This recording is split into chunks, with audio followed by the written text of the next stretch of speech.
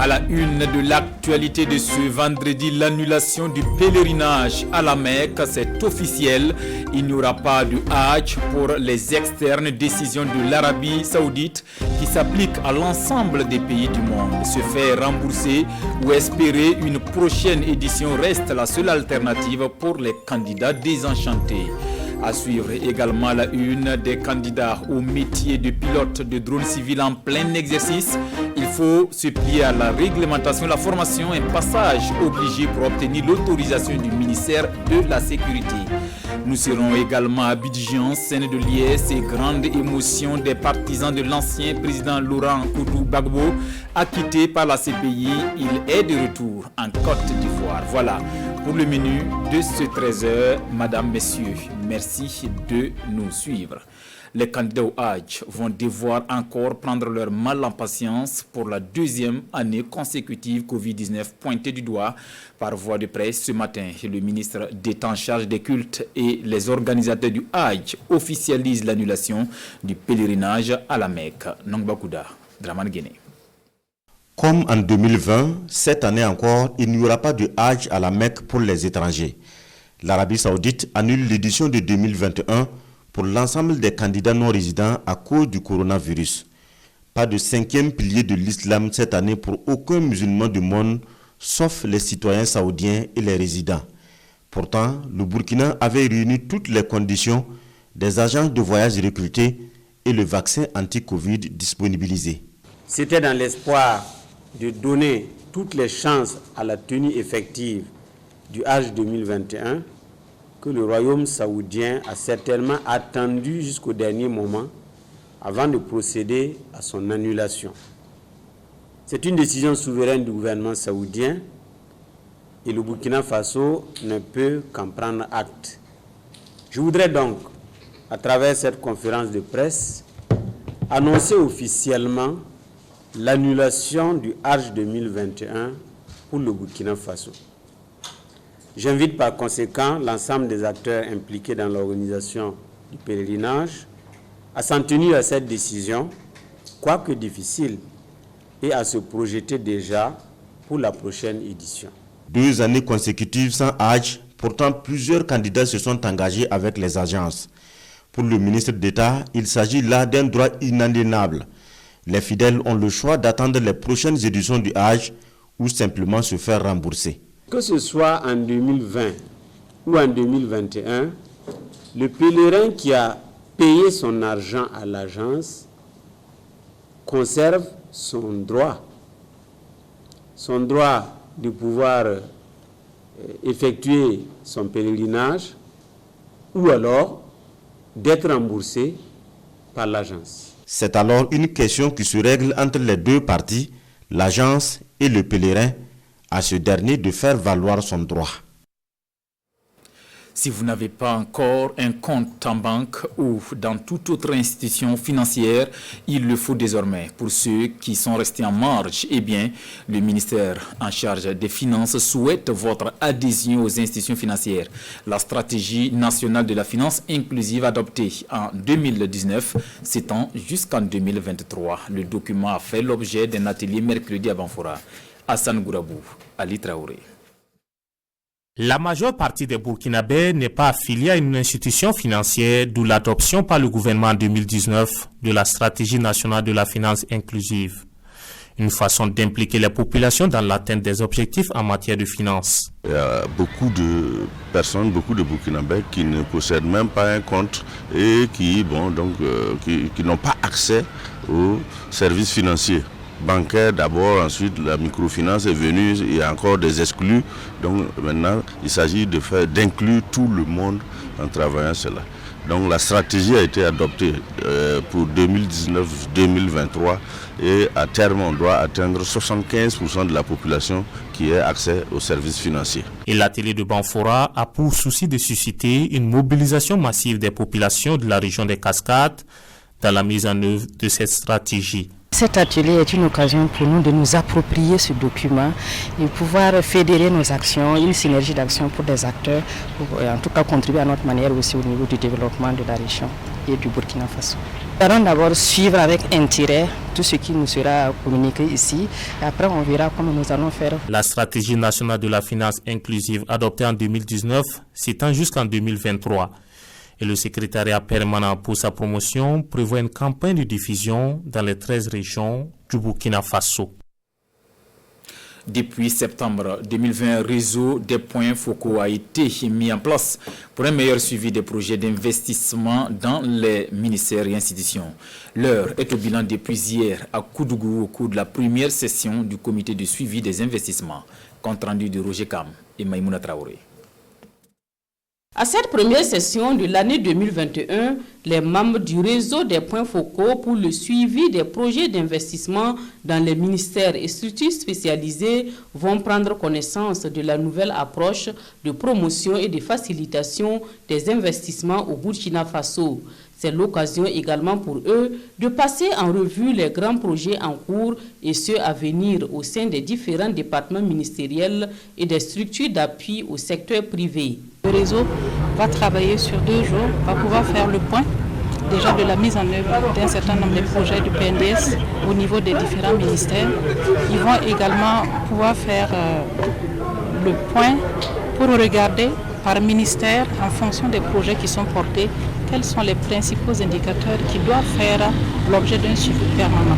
Je voudrais féliciter et saluer les points focaux des différents départements ministériels qui se réunissent ce matin pour travailler davantage sur tout ce qu'il faut faire pour faire la promotion des investissements au Burkina Faso, pour mieux accompagner les investisseurs locaux, pour mieux attirer les investisseurs directs étrangers. Le réseau a donc pour mission de collecter, actualiser et diffuser de façon régulière des données sur les potentialités économiques, les opportunités d'investissement et les projets structurants à l'attention des potentiels investisseurs. Les membres vont donc saisir l'occasion pour convenir des modalités pratiques de fonctionnement du réseau et élaborer une feuille de route des actions à mener. Des femmes chefs d'entreprise décident de briser le plafond de verre dans le monde des affaires. Leur initiative, leadership, innovation, entrepreneuriat, lien Académie 100% femmes, lancée hier est en quelque sorte une incubation pour soutenir des jeunes filles porteuses de projets innovants. Explication de Rasmane Zundi et Sanoua Kessine Koulibaly. Favoriser l'émergence d'une nouvelle génération de femmes entrepreneurs au Burkina, un défi que se lance le lien Leadership, Innovation, Entrepreneuriat. Sa trouvaille, lien Académie 100% femmes. Une incubation, une sorte de pont qui mènera ces jeunes filles vers le monde des affaires. Pour la première cohorte, elles sont 15 jeunes femmes sélectionnées parmi des centaines sur la base de leurs projets. Les projets ont été sélectionnés de façon très rigoureuse. Donc nous avons mis un accent sur les projets innovants ayant trait à la transformation des produits locaux, mais également des projets avec une touche digitale. Car on sait aujourd'hui que la digitalisation des entreprises est une nécessité pour bien d'entreprises. Pendant 45 jours, ces incubés recevront des notions en management et gestion des entreprises, marketing, mais pas seulement. Au sortir de ces 45 jours, nous allons mettre en place effectivement des mesures d'accompagnement de sorte que ces femmes-là puissent s'intégrer dans le tissu social. Comme on dit, quand une femme réussit, c'est la société qui réussit. Et c'est aujourd'hui l'objectif que le lien poursuit à travers cette manifestation-là. Le lien est un regroupement de chefs d'entreprise qui a vu le jour en 2016. Son credo, la solidarité et l'entraide pour la réussite des affaires au Burkina Faso. Dans l'appréciation de la démocratie et de la bonne gouvernance, la participation citoyenne est un indicateur à prendre en compte. Les droits et devoirs du citoyen dans la gestion des affaires locales ont été rappelés hier aux jeunes et femmes des communes de Bobo-Dioulasso, de Houndé et de Orodara. Une série de formations prévues sur initiative du HCR et du PNUD en partenariat avec le gouvernement burkinabé. Maneka Ien, Kadouro Menki.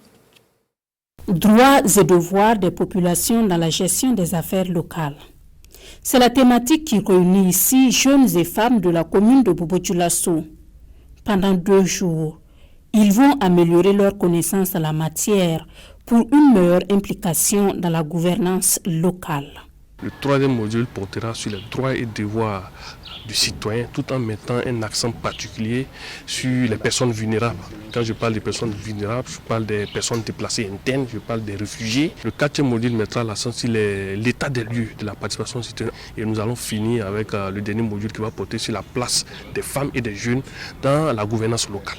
Cette formation s'inscrit dans le cadre du projet Participation citoyenne et cohésion sociale, une initiative du Haut Commissariat pour les réfugiés et du Programme des Nations Unies pour le développement. C'est des thèmes extrêmement importants qui sont d'actualité et la cible choisie, les jeunes et les femmes, c'est parce qu'effectivement on sait que c'est des acteurs essentiels qui peuvent faire la différence, qui peuvent faire en tout cas avancer la commune, les différentes communes dans la bonne gestion de leurs affaires. Une telle activité va permettre une gouvernance locale assez contrôlée, permettant à chaque citoyen, jeune comme femme, de s'impliquer dans la gestion de la cité. Le présent atelier marque le début d'une série de formations au profit de 500 jeunes et femmes. La commune de Bobo-Dioulasso et ses 36 villages rattachés, les communes de Houndé et de Oukoudara, sont les bénéficiaires de cette formation. Je le disais en début de journal, si vous êtes un droneur ou si vous souhaitez acquérir un drone civil, il vous faut une autorisation du ministère de la Sécurité. La loi a été votée à l'Assemblée nationale il y a plus d'1 mois. Bon à savoir donc, l'obtention de cette autorisation passe par une formation au sein d'une structure reconnue par l'Agence nationale de l'aviation civile. Par exemple, l'agence Luili Drone Solutions basée à Ouagadougou. Depuis 2 semaines, elle forme les candidats à la licence en pilotage de drones civils. Bernard Kombelem et bienvenue Taoussa, reportage. Dans les locaux de Liuli Drone Solutions, des futurs télépilotes de drones professionnels en plein apprentissage du code de l'air. Pour accéder à ce cours théorique, ces 6 stagiaires en quête d'une licence ont dû franchir plusieurs étapes. Minimum un baccalauréat en poche et un certificat médical de classe 3 établi par un médecin de l'aviation civile. La formation est assurée par 2 instructeurs, un Burkinabé et un Sud-Africain. Là, c'est la pratique, loin de la ville. Il y a d'abord la réglementation par rapport aux drones. Ensuite, il y a la connaissance générale des ANF qui montre comment les drones fonctionnent. Les drones, il y a 2 types de drones. Il y a les multirotors, comme les hélicoptères. Il y a les ailes fixes, comme les avions. Donc, on les apprend comment ces drones fonctionnent. Ensuite, il y a les procédures d'opération pour un drone. Ensuite, il y a la navigation. Ensuite, il y a la météorologie et les facteurs humains. Ça, c'est très important pour les pilotes de drone pour savoir se comporter bien avec son système, avoir une bonne vision et bien se comporter. La conduite des drones rime surtout avec respect de la vie privée. Pour ces apprenants, c'est la phase d'évaluation après une semaine et demie de cours. Ils sont très bons. C'est l'un des meilleurs niveaux de compétences au plan africain pour avoir été en Tanzanie, en Zambie et au Zimbabwe. C'est un plaisir d'être maintenant au Burkina Faso et c'est aussi important que tout le monde se conforme à la nouvelle réglementation du pays. Je suis très satisfait, nous sommes tous très satisfaits de ce qui est donné ici. C'est vraiment une formation de haut niveau qui est vraiment à la hauteur de la licence. Bientôt le test de compétence finale où chaque candidat devra obtenir la note d'au moins 15 sur 20 pour espérer piloter un drone. Après admission, les licences seront transmises à l'ANAC, l'Agence nationale de l'aviation civile, pour validation, des étapes indispensables pour être en phase avec la réglementation sur l'utilisation des drones au Burkina Faso. Dans le registre santé direction Manga, c'est là que le réseau national des associations intervenant dans le domaine de la santé lance ses activités de sensibilisation sur le VIH-Sida à travers des théâtres, forums et des visites à domicile. La campagne va durer 4 mois, mais cette fois orientée plus vers les PDI, les personnes déplacées internes des régions du centre-sud et du centre. Issa Kafando, Pascal Canet du retour de la cité de l'Épervier. Compte rendu. C'est parti pour les activités de sensibilisation des personnes déplacées internes des régions du centre-sud et du centre-est. Le réseau national des associations intervenant dans le domaine de la santé va à la rencontre de ces personnes particulièrement vulnérables pour les sensibiliser sur la question du VIH, SIDA et les IST. Il y aura des théâtres forums qui vont les permettre quand même de suivre un peu les différents messages. Et il y a aussi des populations déplacées qui sont dans les familles d'accueil. Dans les familles d'accueil, nous allons passer les messages de porte en porte à travers la sensibilisation pour les permettre quand même de comprendre que c'est vrai qu'ils sont déplacés, mais leur état de santé préoccupe le gouvernement et il est bon vraiment que nous venions vers eux pour les remettre dans la file active. Ces activités de sensibilisation sont également une occasion de retrouver certaines personnes vivant avec le VIH perdues de vue du fait de l'insécurité.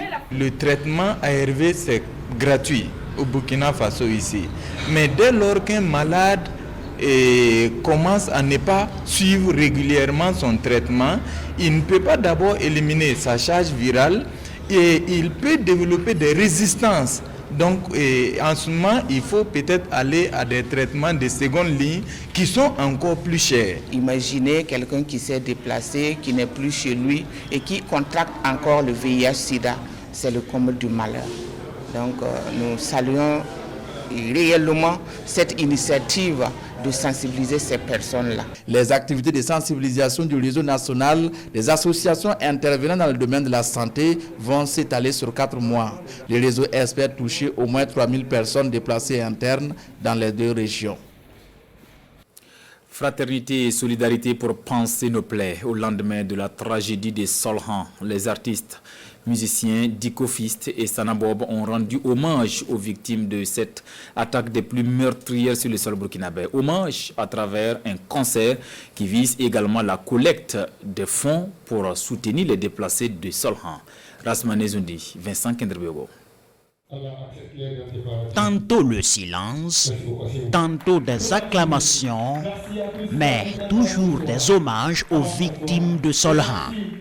Mercredi soir, au Sénaza, un concert est organisé en hommage aux victimes de l'attaque terroriste de ce village du Sahel, mais aussi pour collecter des fonds en soutien aux populations déplacées. À la manœuvre, 2 artistes burkinabés, Diko Fils et Sanabob, chacun avec son association. Avant ce concert, ils ont même fait le tour des marchés de la capitale pour recueillir des contributions volontaires. On a fait de grands marchés, on a fait du Sankariade, on a fait aussi au secteur 10. Il y a de bonnes volontés aujourd'hui qui sont prêts pour leur pays. Ils ont cotisé, ils ont donné beaucoup de habits. Il y a un monsieur qui nous a tiré comme aller dans le magasin là, 200 ça, tous ce sont des habits neufs. Pour les organisateurs de ce concert, la culture est l'autre arme, leur arme de combat pour un Burkina de paix et de sécurité. On n'a pas le choix, c'est un devoir pour nous vraiment de promouvoir notre culture, de ramener la paix, de soutenir tout un chacun à travers ce concept fait qu'est la musique. Quelques personnalités ont apporté leur soutien à l'initiative. Le concert n'a pas drainé de foule, mais la moisson est là pour soulager un tant soit peu les populations en détresse. À l'international, Koudou Laurent Gbagbo, l'ancien président ivoirien, est de retour au bercail après 10 ans passés à la Cour pénale internationale pour crimes contre l'humanité. Gbagbo, acquitté par la CPI, est accueilli en héros en Côte d'Ivoire par ses partisans. Regardez. Laurent Gbagbo de retour à Abidjan après 10 ans d'absence. L'avion de l'ancien président ivoirien s'est posé dans l'après-midi à l'aéroport. De nombreux partisans l'attendaient pour acclamer son retour, ce qui a donné lieu à des scènes de liesse. Laurent Gbagbo devait se rendre dans la soirée dans son fief politique dans le nord d'Abidjan.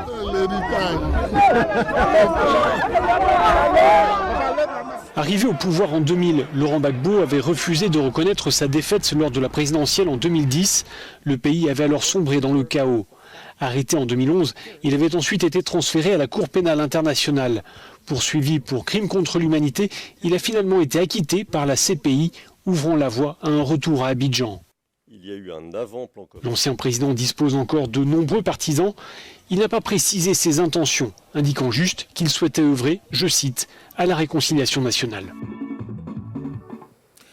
Le retour de l'ancien président ivoirien fait la une des quotidiens de ce vendredi. Nos confrères relaient également la convocation du DIRCAB du président du Faso par le tribunal de grande instance de Ouagadougou et le dialogue politique entre l'opposition et la majorité entamé hier. Lecture croisée des journaux avec Boukari Ouedraogo. L'intérêt national au devant de tout, voici la boussole qui guide le dialogue politique débuté hier à Ouagadougou. 72 heures de change pour essayer de sauver le Faso, souligne le journal Le Pays. Toujours dans ce journal, la majorité estime que ce dialogue politique a toute sa raison d'être car elle facilite un rapprochement avec l'opposition malgré leurs divergences. Point de vue partagé par l'opposition dans Sidouaya. L'opposition qui a donc salué l'esprit du dialogue politique qui permet à la classe politique, dans sa diversité, de discuter des grandes questions de la nation. Forte odeur de blanchiment de capitaux et le mise en cause, Seydou Zagré, directeur du cabinet du président du Faso, convoqué au tribunal de grande instance de Ouaga, nous informe l'observateur Palga. Le Pays, sur cette affaire, précise que Seydou Zagré s'est attaché les services d'un éminent avocat qui n'est autre que Maître Mamadou Sawadogo, l'ancien bâtonnier. En attendant le dénouement, Rokma Christian Kabouri est à Zitenga pour équilibrer l'alimentation des élèves, nous relate le quotidien Bouboulé.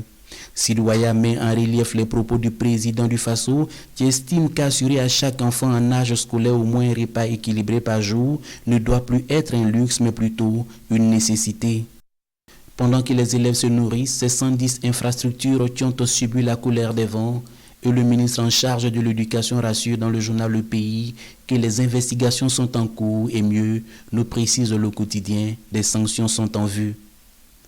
En actualité internationale, le retour de l'ancien président Laurent Gbagbo cristallise les attentions et aujourd'hui au Faso se demande s'il vient en réconciliateur ou en revanchard.